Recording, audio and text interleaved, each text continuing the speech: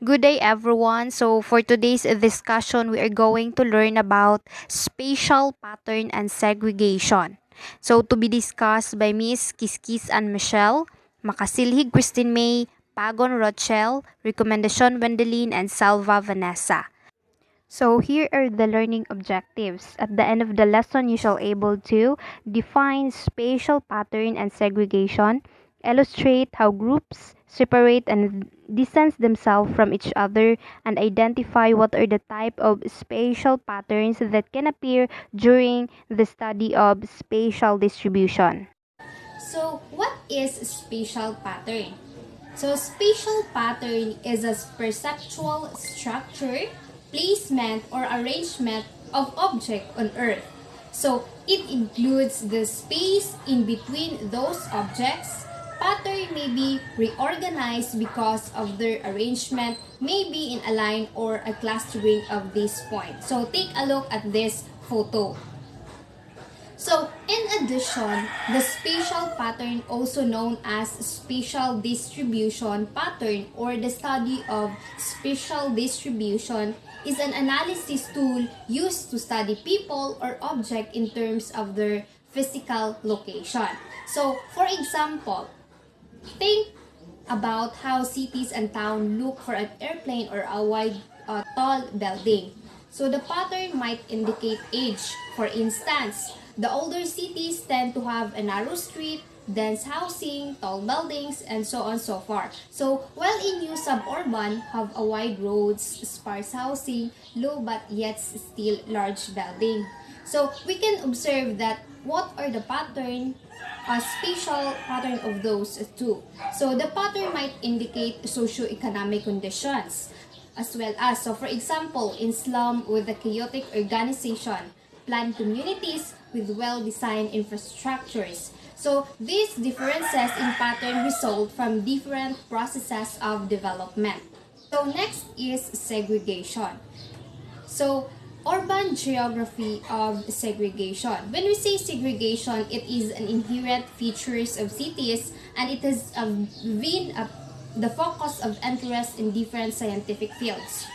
So it can be an ethnic, racial, economic, religious, and gender basis among others. So when we say segregation, it is the separate of people, activities, and functions, and it can hardly be approached without considering its spatial aspects.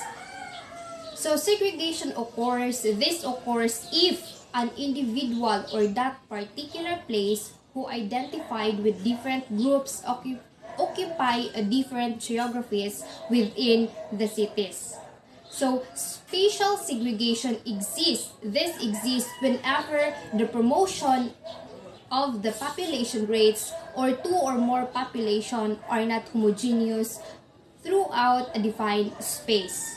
So population can be considered any plant or animal species, human genders, follower of a certain religion, people, or different nationalities. Take a look at this picture. So that picture shows segregation of spaces in central to caste-based social and economic of India. So we can observe that there in many parts of India, village habitation continue to be segregated as caste-based with lower caste group occupying the spatial periphery. In addition to spatial pattern segregation, let's listen and learn to Ms. Kristen May of her additional information. Hello everyone, this is Kristen May Makasilhig from Best Ed 3 Social Studies. So for today's video, you will learn more about the spatial segregation.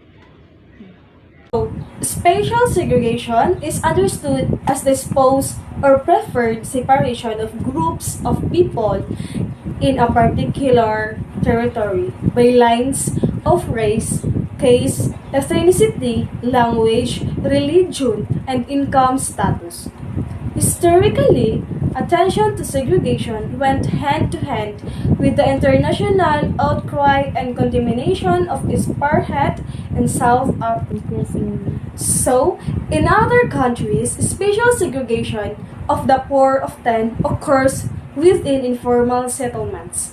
These areas once were viewed as aberrations, but scholars increasingly understand informality as a result of the formal functioning of a land and housing markets, not as part of the duality of formal versus informal economics. So, for this spatial segregation, we need to improve our understanding of the social problems in these segregated areas in order to adequately design and implement appropriate policy responses that are necessarily multidimensional should change come in the form of corrective programs. Segregation becomes a human rights issue when states fail to prevent such as enclaves that deny to all groups in society equal access to housing, land, water, sanitation, education, healthcare, or other services. So, to sum up it all, when we talk about a spatial segregation, it refers to distribute the of social groups, infrastructure, activities, or any other element in space. Segregation across different groups, such as socioeconomic, racial, and ethnic. It is typically studied in urban studies, and it is defined as the degree of separation among social groups in a city of space. Although the emergence of enclaves may be beneficial, but there is a widespread agreement that large segregated zones populated almost entirely by people from disadvantaged background have negative consequences for these groups. The link between negative outcomes and specific types of segregation has prompted the development of the urban desegregation policies. The causes of spatial segregation include sociocultural, institutional, and economic factors. The role of the state through urban regulations and housing policy, and the role of the land market in urban organization are critical considerations. Segregation comes in many forms, such as each with its own set of consequences for those who are subjected to it. So, the continuation of my report, which is all about the effects of spatial segregation, will be explained to Ms. Vanessa Salva.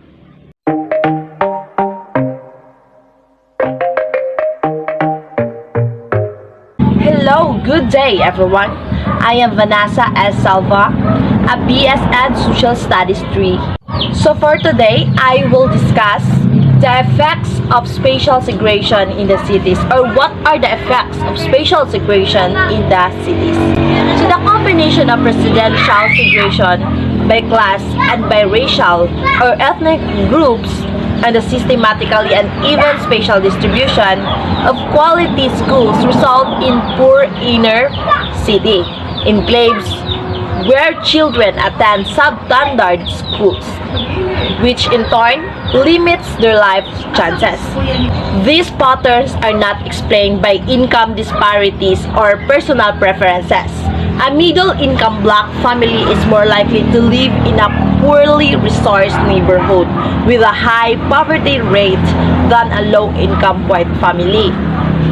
And although households are all races and ethnicities increasingly say they prefer integration, discrimination against people of color in housing and lending persist, and the effects of past racist public policies continue to be felt.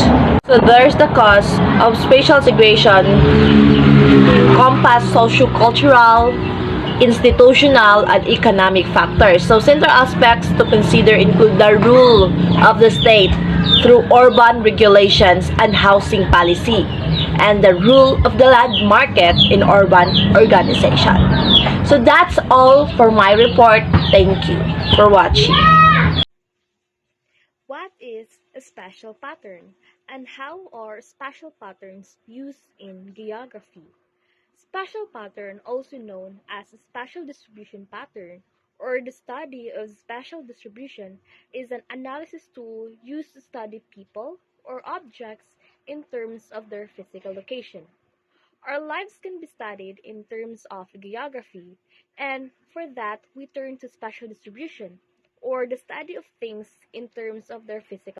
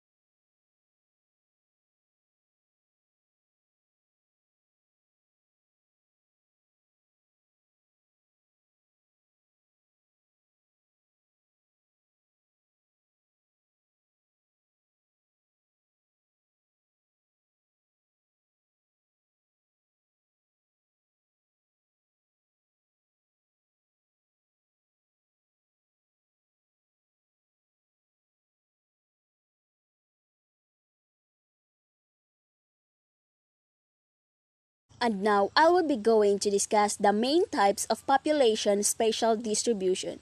But before I discuss those, let us define or know first what is spatial distribution. Any population's spatial distribution is the outcome of interactions between its constituent members and environmental or geographical factors. The spatial pattern in which people are distributed over a region will be determined by their competing needs for resources and livable space. The population density in a specific area serve as a proxy for spatial distribution. And now let us know what thus the three main types may mean and what are those. The three main types are uniform, clumped, and random. First is the uniform. When a plant produces a toxin that kills off other plants within a certain radius, it reserves the available water, light, and mineral resources for itself. This practice is known as uniform spatial distribution. Within a human population, subdivisions of single family homes are neatly placed in suburbs where uniform spatial distribution is found. Second is clamped. The survival of the species will be aided by clamped spatial distribution when the resources or habitat requirements of a population are heterogeneously available in constrained region or when forming a pack or herd. In the animal kingdom, clump dispersion is seen in wolf packs, elephant herds, and schools of fish. Large city residents that live in high-rise apartment complexes are another type of clump spatial distribution. The last one is the random rarely, thus space distribute randomly. It is seen in animals where there is less rivalry for scarce resources or where there is not a constant requirement for individual interaction. Plants like the dandelion that have seeds that are scattered by the wind have random geographic distribution. Wherever they land, as long as the conditions are right, the seeds will grow considering that people choose to build their homestead in their preferred areas of property. Rural human population are another illustration of random spatial distribution. I have here a picture. This picture illustrated what is uniform, clamped, and random. As you can see here in uniform, it is understandable to us. When we say uniform, as you can see, this picture, parehas sila gilagyon. The dots are separated and yeah, they are uniform. Their spaces are same.